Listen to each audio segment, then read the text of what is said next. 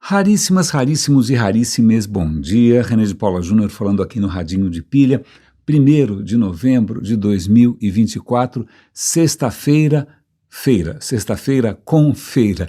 Nós começamos o dia hoje de uma maneira magistral. Eu acompanhei minha mulher na feira. Tem uma feira que é alguns quarteirões de casa. Eu nunca tinha ido, toda vez que ela ia, ela voltava resplandecente, alegríssima, felicíssima, né? Trazia flores maravilhosas e tal. E eu não estava indo porque eu estava com um pequeno problema na perna, no quadril. Bom, em suma, eu acabei melhorando. Obrigado a fisioterapeuta, obrigado ao ortopedista, estou melhor, e eu consegui acompanhá-la hoje alegremente, né? E para minha surpresa, a feira é realmente um estrondo feliz do bairro que tem uma boa feira ali logo à porta. Eu durante um bom tempo fiquei muito mal acostumado porque eu morava ali na Bela Vista e de frente para uma feira. A feira não sei se era de sábado, me lembro muito bem, mas a feira era ótima, divertidíssima. É sempre, pelo menos, é uma coisa que da cultura paulistana, não sei como é que isso funciona em outras cidades, mas as feiras normalmente aqui são uma festa. Eu me lembro na minha infância, papai era freguês de carteirinha da Feira do Pacaembu, que aí sim é uma feirona, né? Uma feirona, uma abundância, uma exuberância incrível. Pois bem, hoje eu fui aqui na feira do bairro e foi um espetáculo, né? Eu fiz uma foto aqui, outra ali, mas eu estava mais preocupado, mais interessado em absorver, ou pelo menos me submergir, né, em todas essas sensações que vai desde o cheiro que vem da barraca de peixe, até o cheiro das frutas, até as cores, até as pessoas falando, né, os sorrisos, muito a barraca de pastel, a barraca de caldo de cana, esses clássicos que felizmente ainda persistem. Então eu fico muito feliz, né, de que a gente tenha mudado para tão perto assim de uma feira tão boa, e entre outras coisas, claro, você tem acesso à comida mais fresca, a frutas que não foram necessariamente congeladas num supermercado. A gente já comentou isso aqui, né, a diferença que fez essa história, sobretudo para quem vive em grandes centros, de você tentar refrigerar as frutas, tudo, legumes, verduras, tudo é congelado, resfriado, quando você vai ver, elas não têm absolutamente gosto de nada. Então é legal resgatar um pouco dessa exuberância, né, nacional, essa exuberância de sabores, de cores, de saúde, sobretudo, né, ainda mais porque talvez seja um bom gancho para a gente falar da Nestlé. Vamos lá, Nestlé, que já foi aqui assunto quando eu descobri que em algum momento, faz alguns anos já, algum gênio do marketing, né, da Nestlé resolveu expandir, né, o consumo daquelas coisas ultraprocessadas no paraíso terrenal. O que ele resolveu fazer? Né, ele falou, nossa, aquelas crianças que vivem ali nas comunidades ribeirinhas, que vivem na Amazônia, etc e tal, puxa, elas não sabem ainda o que é um bom salgadinho, um bom achocolatado, elas não sabem ainda o que é uma cárie, o que é obesidade mórbida. Então vamos introduzi-lo a esses avanços da civilização que o cara fez. Eu vou resgatar essa notícia, eu vou dar o link para vocês aqui, está sempre na descrição do episódio, está sempre no radinhodepilha.com, etc. Né? Mas o que eles fizeram? Eles pegaram daqueles barcos que servem ali para tudo, né, para transporte de pessoas, blá, blá, blá, pegaram um barco daqueles, customizaram, transformaram numa experiência. Então, as crianças ribeirinhas que, ok, não vivem nas melhores condições do mundo, né, muitas vezes estão com ali problemas de saúde, nutrição, mas de uma hora para outra, imagina, você vive numa palafita ou vive numa comunidade de pescadores na beira do Amazonas, seja o que for, e aí de repente aparece um barco reluzente, né, com cartazes, com música, com o diabo a quatro, oferecendo, sei lá, leite achocolatado em caixinha, né, salgadinhos cheios de sódio, não sei o que mais, que monte de porcariada, e isso deve ter sido visto pela Nestlé como um triunfo, né, do marketing disruptivo da dieta alheia, disruptivo da saúde alheia, disruptivo da dentição alheia, né, já viciando as crianças. Eu lembro quando era criança, eu morava no centro da cidade, e eu estudava no centro da cidade também, na Praça da República, e eu lembro que num certo momento pintou um pânico ali entre as mães, e elas vinham assim, olha meu filho, se alguém te oferecer um docinho na saída da escola, por favor não aceite, avisa todo mundo, porque pode ser droga e tal. Mal sabia ela que traficantes de drogas, na verdade, é quem fica te oferecendo essas porcarias reluzentes, etc e tal. Eu estou falando disso porque tem uma notícia da BBC que na Indonésia, um país gigantesco, dezenas de milhões de pessoas, certo? Com uma situação de nutrição infantil bastante precária. O que está acontecendo agora virou moda, né? Virou moda as mães que são influencers. Vale a pena lembrar que na Indonésia também 90 e tantos % do conteúdo que as pessoas assistem é mídia social, ou seja, estão sujeitas a influenciadores vendidos, né, que estão ganhando um troco para falar bem de porcaria, né? Então essas mães estão dizendo, olha, se você for uma mãe moderna, que não tem tempo para cozinhar, que não tem tempo para fazer feira, porque você está saindo para trabalhar, etc. e tal, né, então você pode manter o seu bebê, né, perfeitamente nutrido, alimentado, gorduchinho, se você usar esse, sei lá o que, eu não lembro como é que chama, é uma coisa da Nestlé para bebê, eu não tive filho, então eu não entendo nada de coisa para bebê, alguma coisa como Celerac, eu não sei, uma coisa assim.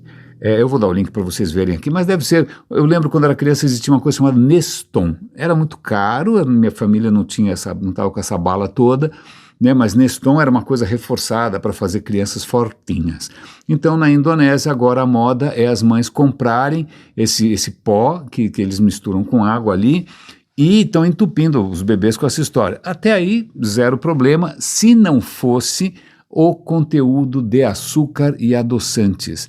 Os nutricionistas e médicos na Indonésia estão apavorados porque bebês de colo estão sendo introduzidos a açúcar na mais tenra idade, certo? Certo. A Nestlé fala, não, imagina, né, nós estamos aqui obedecendo a legislação internacional, mais ou menos, porque as leis na Indonésia são frouxas, ou não sei se são as leis ou se é justamente a execução das leis é relativamente frouxa. Eles jamais fariam essa fórmula, fariam isso na Europa, por exemplo, onde os limites são muito mais duros.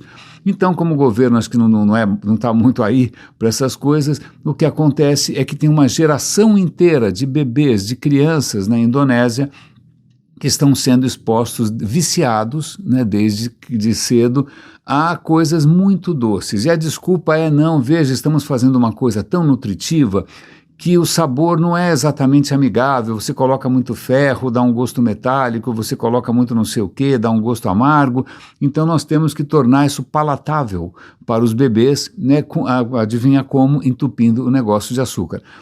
Nestlé, caso você esteja irritada comigo nesse exato momento, eu sugiro que vocês reclamem com a BBC, não atirem no mensageiro, tá? Porque o que eu estou fazendo aqui é simplesmente replicar, não sou um jornalista investigativo, né, também não sou um hater, eu só estou aqui divulgando reportagens que saíram nas melhores canais do ramo, certo? Certo.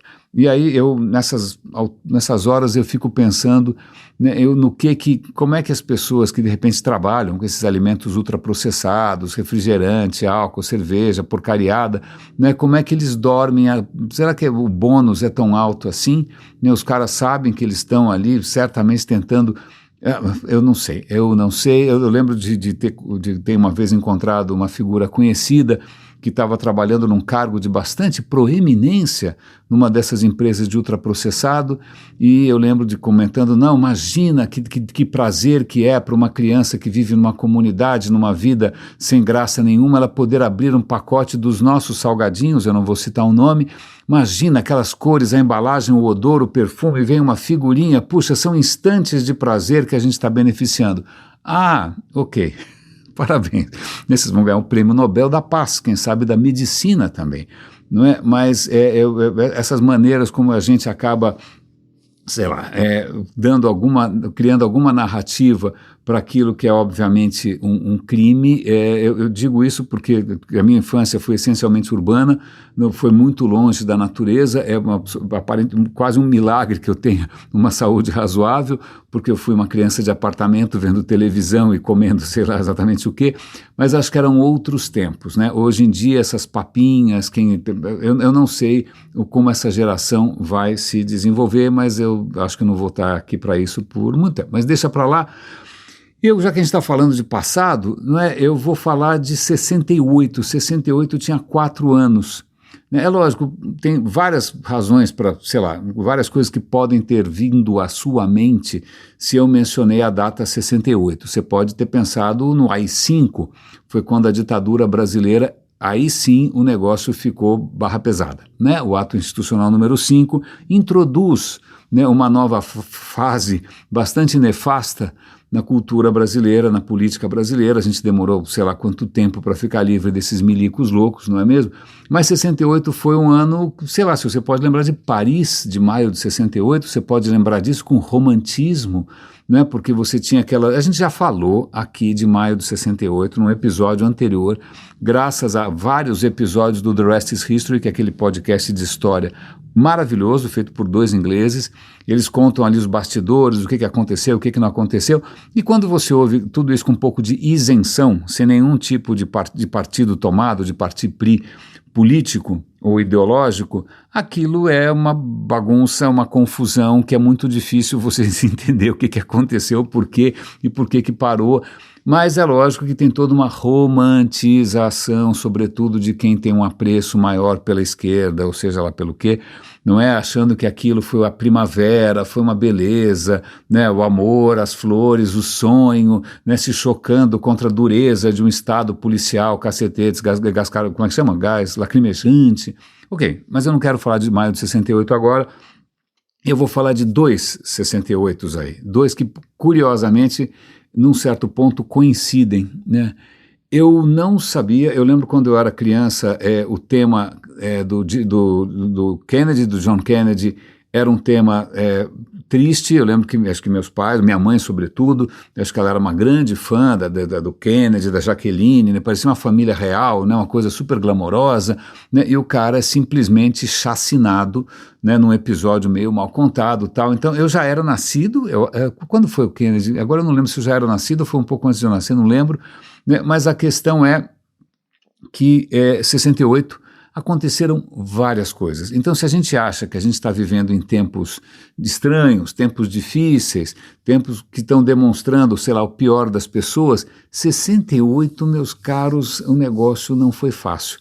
Porque 68 você tem várias coisas. Em primeiro lugar, a Guerra do Vietnã, que é uma completa estupidez. Eu vi vários episódios de uma série do The Rest is History, não acabou, faltam alguns ainda, não é? E, puxa, várias coisas ali eu não tinha ideia. Aliás, uma das coisas que eu não tinha ideia, a Guerra do Vietnã, que é uma completa insanidade, né? Eu nem sei quantos centenas de milhares de americanos vão para lá, acho que 2 milhões foram recrutados, morre gente pra caramba toda hora, né? Aí os caras resolvem bombardear aquilo até a Idade da Pedra, vão usar napalm, é uma coisa absolutamente atroz. É difícil de entender como depois da Segunda Guerra Mundial a gente continua caindo nessas fantasias de milicos assassinos, certo? Mas o que eu não sabia é que a Guerra do Vietnã tinha apoio popular nos Estados Unidos. É lógico, havia gente, intelectuais, estudantes que eram contra, mas a história da Guerra Fria, da luta contra o comunismo, etc. e tal, tinha um apoio bastante razoável dos Estados Unidos, tinham políticos que apoiavam essa história toda, né? Assim como havia políticos deliberadamente, ostensivamente, orgulhosamente, violentamente racistas, né? Uma figura que aparece ali um pouco mais para frente na história é um personagem chamado Wallace. Eu não lembro o primeiro nome do Wallace, tá bom? Mas o Wallace acabou sendo um candidato democrata. Aliás, vale fazer um parêntese aqui. Se você hoje, o republicano é o Trump, demais fascistas, racistas e paranoicos, né, e os democratas é o pessoal muito mais preocupado com a mudança climática, né, com a integração racial, com a igualdade de gênero, isso nem sempre foi assim, certo? Nem sempre foi assim. Se você voltar um pouco no tempo, nos anos 60, os segregacionistas, os racistas, eram democratas. Os democratas que queriam que a guerra continue. Então, veja, esse rótulo de republicano e democrata é uma coisa um pouco fluida, né? Então, alguns candidatos democratas ali eram simplesmente assintosos. Esse Wallace é um horror, é um cara absolutamente escroto, notoriamente racista, né? Um dos slogans dele é segregação antes, hoje e sempre, né? Um cara a favor da supremacia branca. Tem um outro personagem ali que acho que era o Humphrey também, que era um cara escroto, ele atendia as pessoas sentado no vaso, né? Ele tirava o pinto para fora em diversas ocasiões. Uma vez os repórteres perguntaram por que os Estados Unidos continuam na Guerra do Vietnã. Ele tirou o pau para fora e balançou, uma coisa bonita para ser feita, né? Tipos de uma truculência, de uma capacidade de mentira, de um populismo baixo, que o Trump não caiu de paraquedas, ele não é uma aberração. Infelizmente, o Trump representa, ele tem uma trajetória, ele tem antepassados, ele tem antecedentes, a coisa é feia. Né? Mas o que me pegou aí, ouvindo esse episódio, um dos episódios foi dedicado ao assassinato de Martin Luther King. Luther King é um orador extraordinário, nos maiores discursos da língua inglesa, incluem os discursos do Martin Luther King. Aliás, eu dei uma vez de presente para o meu pai, né, um livro com grandes discursos, aí tem tudo, tem Churchill, tem o JFK, tem o Martin Luther King, né. O que acontece, a história, eu vou tentar situar um pouco mais, né, já tinha tido essa luta pelos direitos civis nos Estados Unidos, tinha sido realmente uma luta, né, muita confusão, muito protesto que terminou mal, tiroteio, alguns momentos históricos, aquelas grandes marchas com Martin Luther King, né, foi um momento bastante heróico. Quando chega em 68, o Martin Luther King, ele já começa a ser uma figura do passado, porque todas as promessas dele não se concretizaram exatamente, e tem uma nova geração querendo radicalizar, achando que a luta tem que ser uma luta armada. Então você tem os Panteras Negras, você tem outros grupos ali chamando a atenção, e o do Martin Luther King era mais ou menos um tiozinho, mas ele continuava ali na batalha, né? E aí o que acontece, eu vou tentar resumir aqui, acho que na cidade de Memphis, a cidade de Memphis, se eu não me engano, foi criada pelo fundador da Ku Klux Klan, então você percebe que não é um lugar muito propício para você não ser loiro de olho azul, não é? O que acontece é que os trabalhadores públicos do setor de limpeza são tratados como lixo, né? Tanto que eles vão começar a fazer protestos e tal, e o slogan deles é "Eu sou um homem", né? I am a man. Acho que tem uma música do James Brown, né? Do I am a man, daí que vem, né, o cartaz dos caras segurando, olha, eu lido com um lixo, mas eu não sou um lixo, eu sou uma pessoa,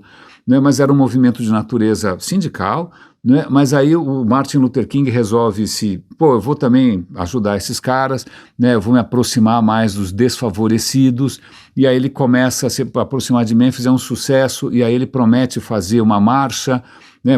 Todo mundo fica preocupadíssimo, ai meu Deus do céu, ele prometeu mais uma marcha, agora dessa marcha vai ser mais difícil de controlar, porque tem uma geração aí que é mais violenta, né? Eu não preciso dizer que a marcha desandou, bom, em suma, não terminou nada bem, mas num certo momento, né, tá lá, depois dessa confusão, dessa marcha que não deu certo, né, o Martin Luther King está no hotel que ele costuma ficar sempre, ele está ali na varanda do hotel, acenando para os amigos, e ele tem a cabeça estraçalhada por um tiro disparado por um atirador que demoraram muito tempo para localizar. Nesse meio, o cara fugiu, foi parar no Canadá, do Canadá ele foi parar em Londres, era alguém que se radicalizou, né, nessa coisa de supremacia branca e queria se juntar até outras lutas nazifascistas por aí, bom, pegaram o cara.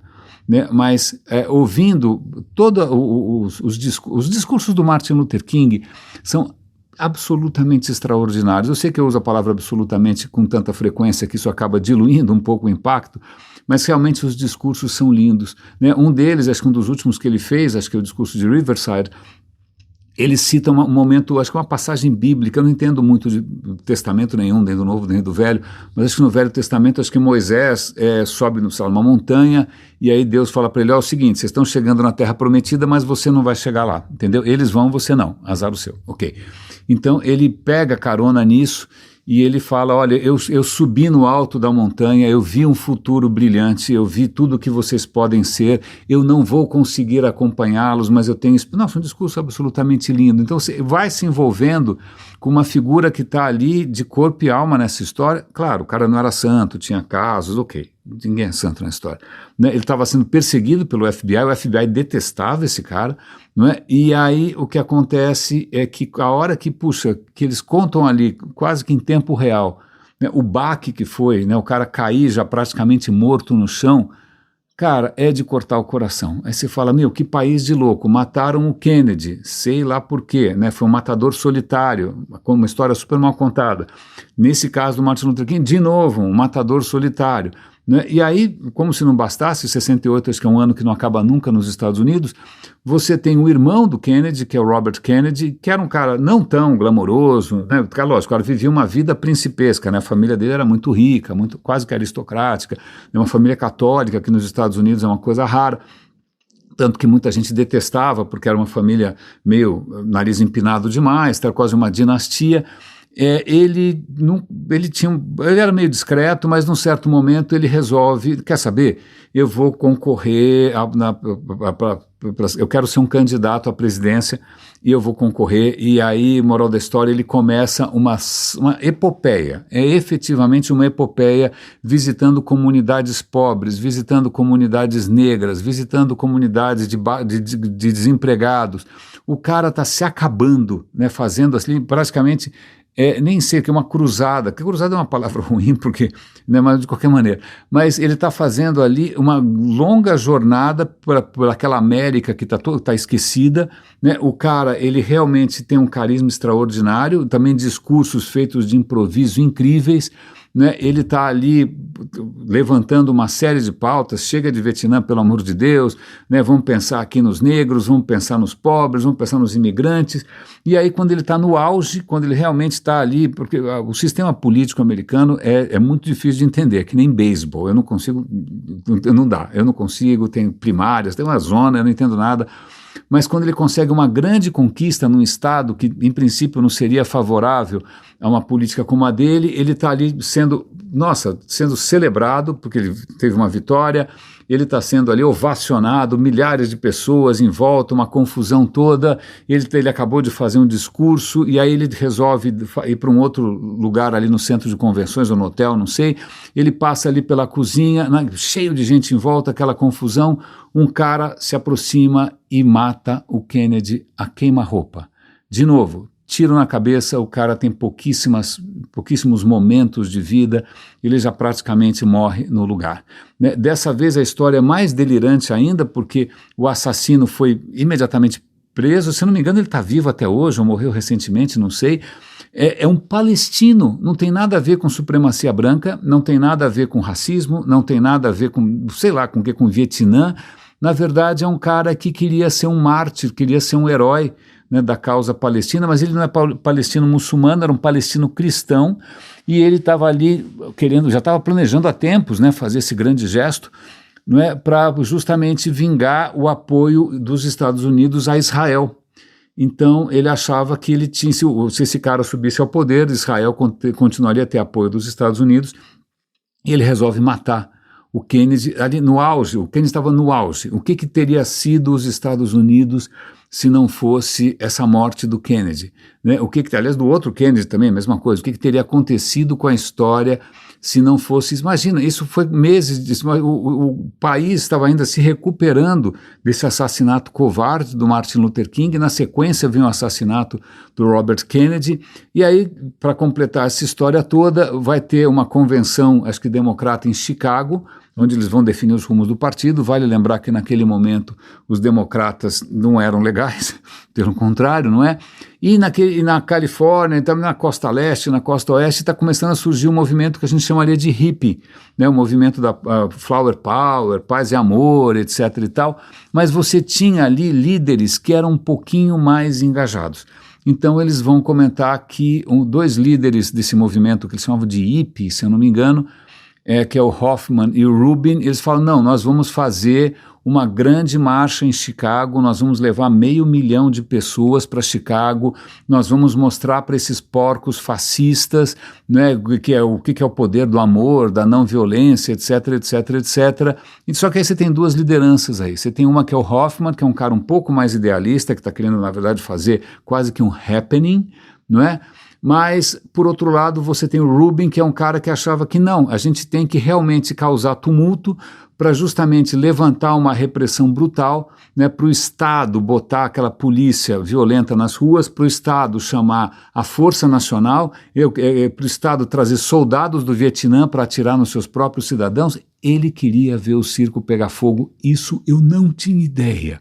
Eu acho que eu até vi um filme recentemente que é sobre esse episódio em Chicago, mas não estava tão claro assim, que você tinha um líder ali, né, disposto a mobilizar uma geração inteira, usar como bucha de canhão, botar na linha de fogo, deixar o pessoal tomar porrada, morrer, né, em nome de sei lá do que, de uma causa, né, para demonstrar. Bom, o que acaba acontecendo é que Chicago era uma cidade era chamado a cidade que funciona, porque Nova York era visto como uma cidade caótica, Chicago não, tinha lei e ordem. Nesse momento a sociedade americana está exausta de confusão, de manifestação, de quebra-quebra. É uma coisa parecida com a questão aqui no Brasil também, a questão da segurança, da lei e da ordem passa a ser mais importante que qualquer questão humanitária, não é? Então ninguém aguenta mais pancadaria, ninguém está achando bonito esses cabeludos, né, fumando maconha, ninguém está achando isso legal, né? E o cara que era o chefe de polícia em Chicago era um troglodita, obviamente, né? E aí, para piorar a situação, esses caras do movimento hippie, desse movimento hippie, nem sei, né? Eles se tocaram que eles poderiam alavancar muito a sua causa se eles soubessem trabalhar bem as novas mídias, né? Na época não tinha TikTok, Instagram, né? Não tinha nada, mas tinha televisão. Então o Hoffman, que é esse cara mais suave, ele falava, olha, é muito mais importante você conquistar tempo na televisão do que você ir para as ruas, né? Se você conseguir entrar na casa das pessoas no jornal da manhã, né, é mais importante do que a gente promover quebra-quebra. Então ele começa a se especializar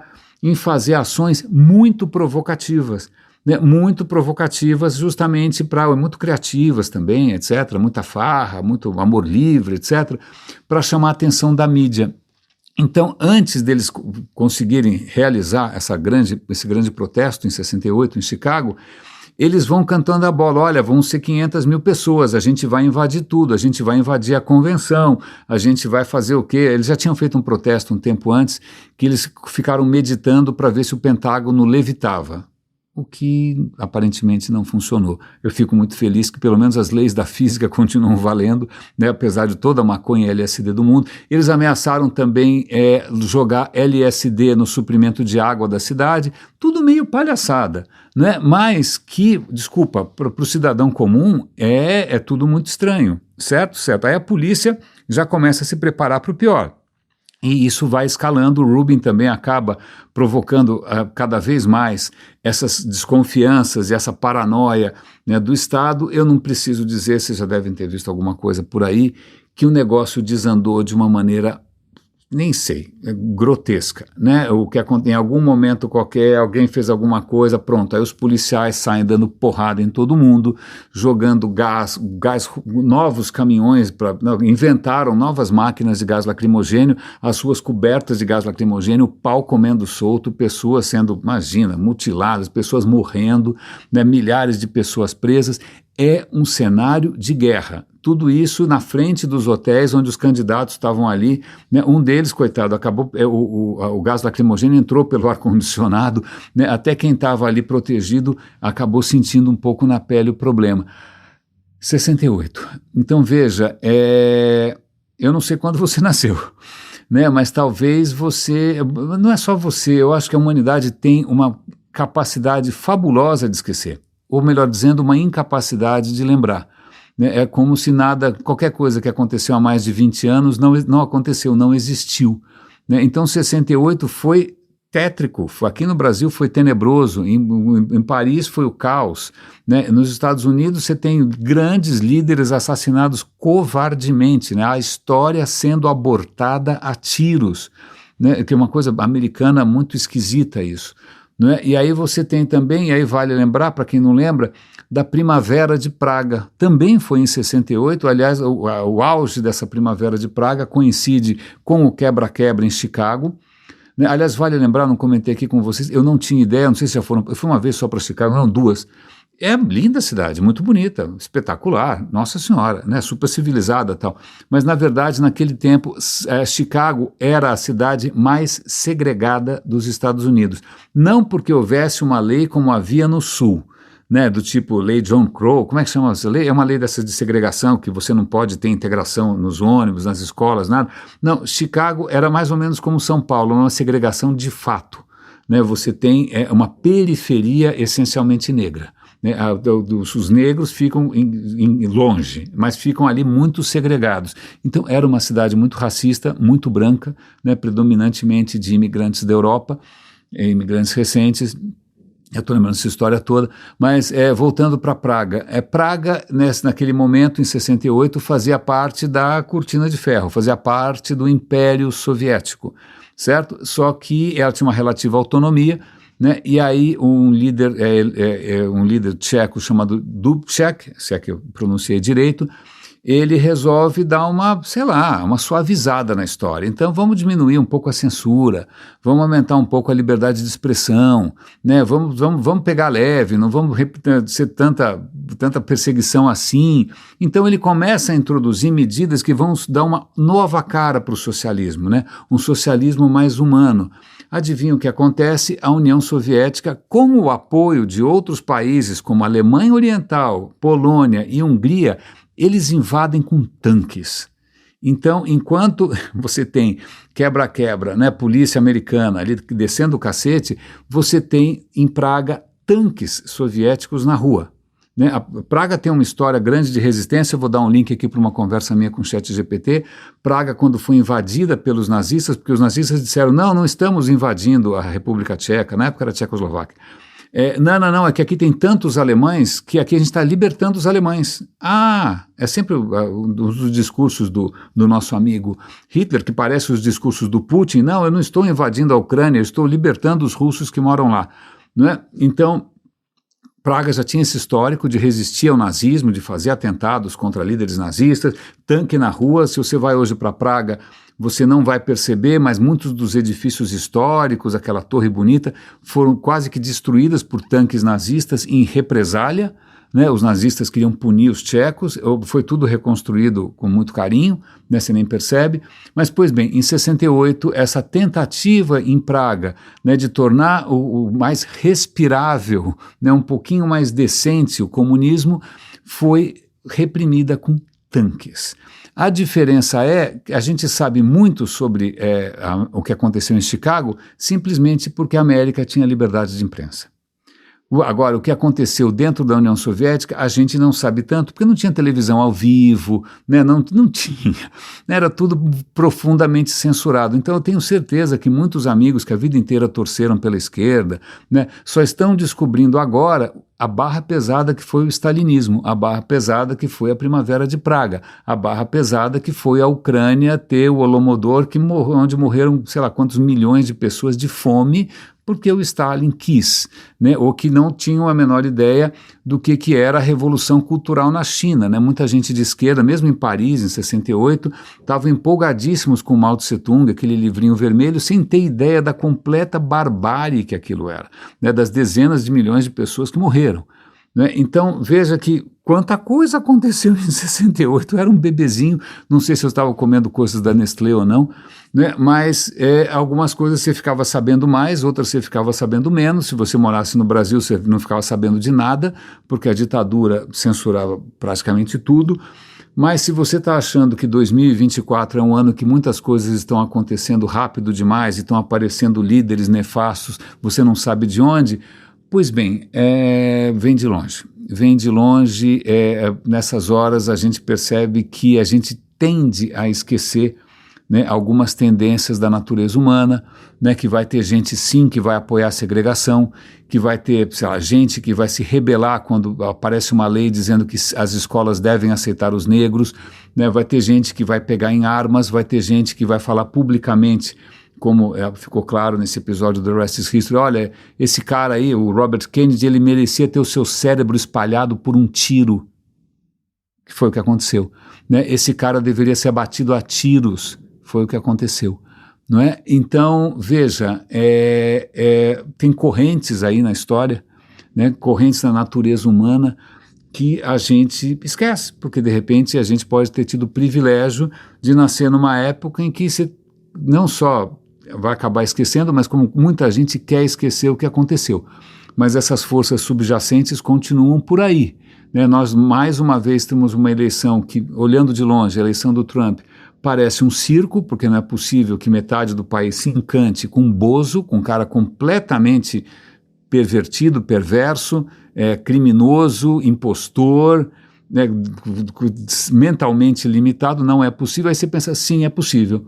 Né? Ele não hipnotizou metade do país. Na verdade, metade do país sempre apostou nessas figuras que são completamente grotescas, completamente malévolas, e é muito engraçado que a gente estava falando ontem, a América tem um destino manifesto, porque é um país excepcional, é o melhor, a maior, é uma narrativa de fundo religioso, não é? Puritano, baseado nessa noção estranha evangélica de que você já nasce predestinado, que você não adianta rezar ou plantar bananeira, que ou Deus te concedeu a graça ou não, você só vai perceber se você foi abençoado ou não, se você ficou rico, sei lá, porque fora isso não tem o que fazer, não é? Então, são narrativas que vêm de longe, que tem muitas coisas bizarras ali no fundo e que, veja bem, eu já estou eu achando que como é que século maldito é esse que acontecem essas coisas de louco. Na verdade, esse é o século passado que nunca passou. Né? E agora a gente está aqui diante de inúmeros sinais óbvios. Vocês viram na Espanha, 158 pessoas morreram porque em 24 horas choveu o que deveria chover em meses. A gente tem várias reportagens internacionais mostrando a Amazônia secando. A gente tem, quem mais que apareceu aqui? Uma outra reportagem no Estadão mostrando que o número de dias excessivamente quentes passou para 50 dias, tem 50 dias a mais por ano, 7 semanas a mais do ano são excessivamente quentes, que as pessoas estão perdendo 5, 6% do seu sono por causa do calor, né? E tudo isso que deveria fazer a gente parar, esquece um pouco, larga um pouco dessas coisas, para de pensar em Guerra Fria, para de pensar em segregação, para de pensar só se alguém vai roubar o seu Rolex ou não, mas aparentemente a gente não consegue ultrapassar essas... Não, a gente parece ser prisioneiro nessas horas, a gente vê o limite efetivamente da natureza humana, ou pelo menos da maneira como a gente se organizou, que a gente se organizou de uma maneira que desmobiliza, de uma maneira que individualiza, em que é cada um por si, Deus contra todos, né, em que alguém vai rezar para ficar mais rico, para ter mais rico, para ficar mais, sei lá, mais glamouroso no Instagram, onde as pessoas que são seguidas e que têm milhões de seguidores não são líderes de pensamento, não são exemplos morais, mas são simplesmente pessoas que estão ali pagando de celebridade, né? Então, só para, sei lá, completar esse quadro surreal, eu não consigo parar de pensar nessa história, vocês me desculpem, mas eu descobri mais uma peculiaridade do Brasil, né? Nesse momento histórico, né, que a gente enfrenta grandes desafios, em que a Amazônia está secando, né? O Brasil é o país que está ficando famoso por importar cadáveres. Estamos importando cadáveres. Não só cadáveres, mas cadáveres frescos, cadáveres que foram assim só resfriados. Não é que ele morreu de, sei lá, gripe, não. Resfriado ele não foi congelado, ele está fresquinho. Por que que o Brasil tem um interesse em cadáveres resfriados? Para as pessoas, os profissionais, sei lá do que, de medicina, estética, etc e tal, aprendam a fazer harmonização facial. Então, eu assino aqui a newsletter da FAPESP, os caras tentando fazer, né, avanços científicos, mas o dinheiro mesmo, o interesse mesmo está na harmonização facial. As pessoas têm que treinar num cadáver fresco, né, como injetar botox. Porque se você pegar um cadáver congelado, que já não está mais, né, ele não vai sangrar, por exemplo, o cadáver tem que sangrar para você ver se você está aplicando aquele ácido hialurônico, alguma coisa que seja o que for, para todo mundo ficar com cara nem sei do que, de Marta Suplicy, ou qualquer... Estão todos ficando com a mesma cara, porque todos estão injetando o que não deve em todos os lugares. Então, além de você ser cidadão de um país mundialmente conhecido pelos implantes de bunda, então agora nós estamos, né, ao invés de usar, sei lá, cadáveres para cursos de anatomia, para avançar ciência, para avançar pesquisa, tratamentos de doença, não. O que a gente está fazendo é simplesmente importar cadáveres frescos de todo mundo, né? Pagando caro, inclusive, não é barato isso, né? Para simplesmente as pessoas ficarem mais bocudas, sensuais e sexys no Instagram. É isso, né? É muito engraçado. Nós somos uma nação instagramável, né? Desculpa, eu realmente adoraria terminar esse episódio de hoje com alguma coisa assim leve, construtiva, mas infelizmente é o que temos na nossa feira hoje. O que eu consegui trazer né, para oferecer para vocês. Talvez, ok, vamos falar da feira então, né? Eu vou aqui, quem sabe, compartilhar algumas fotos das flores aqui em casa, da alegria que foi encontrar feirantes, de trazer para casa comida fresca. Quer dizer, ainda há esperança, ainda há bolsões, né, de um modo de vida um pouco menos cretino. Não é? Raríssimas, raríssimos e raríssimes, cuidem-se, por favor. Um grande abraço e até segunda-feira.